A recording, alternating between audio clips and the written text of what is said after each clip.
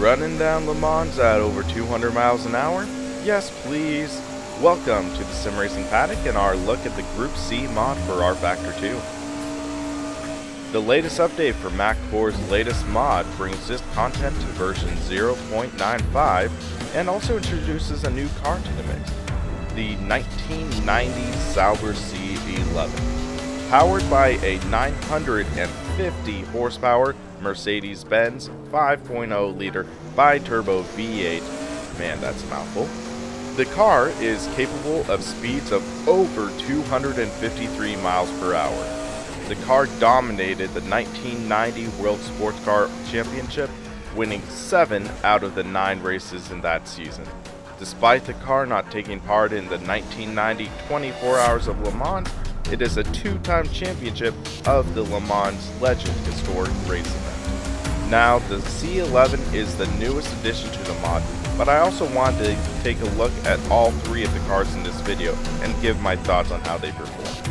I will first give my analysis on the C11, then I will check out the Porsche 962C as well as the Mazda 787B. Getting behind the wheel of the C11, it is obvious to see why the car dominated the 1990 WSCC Championship. This car easily felt the most planted as well as the fastest. One weird thing I noticed while driving this car is that it only had about 360 degrees of steering rotation, while the other cars featured around 540 degrees. This made the car somewhat more twitchy in the corners and a little more on edge. Whether this was intentional or an accident remains to be seen, but the bottom line is, this car is a blast to drive. And now we find ourselves behind the wheel of the Porsche 962C. This car, in my opinion, was more of an experience than the C11, which I felt had more of a clinical driving feel to it. The Porsche had more of a personality, and even though it wasn't as fast as Sauber, I did have a lot of fun driving it. This car had a little more of an oversteering tendency to it, so it did have more of a challenge to drive out of the box. I could see setup changes modifying the feel of the car, but I really liked it as is. While this car is significantly underpowered compared to the Sauber, the Porsche weighs around 150 kilograms lighter, and it still has a respectable top speed of around 217 miles per hour. I would recommend Porsche to the people that are looking for more of a driving experience and also looking for more fun out of the car. It definitely isn't the fastest, but I really enjoyed driving the car, and it is pretty quick through the corners. Finally, we have the Mazda 787B.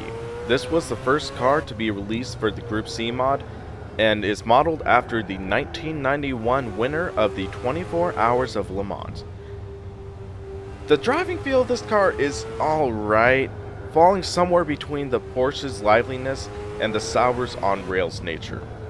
However, this car does show its age and somewhat lags behind the other 2 cars in terms of quality. Some of the elements of the car drag it down to a state where, in my opinion, it can be almost irritating to drive.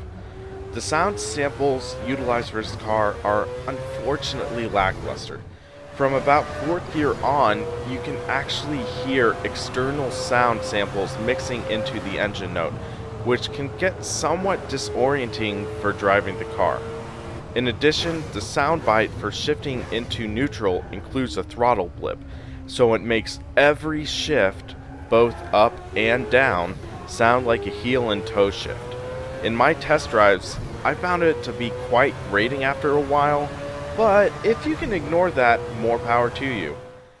I have talked to Mak Corp about it, and they have told me they're aware of the issue and are looking to fix it, but I last talked to them about a year ago about the issue, so I am cautiously optimistic that this issue could be fixed. That is not to say that this isn't a good car. On the contrary, I find it to be a quite solid car. It just is admittedly dated compared to the other 2 cars, and it really needs some sort of overhaul to bring it to the level of the Sauber and the Porsche. Wrapping things up, I will say that the Group C mod is a blast to drive, especially with the Sauber and the Porsche.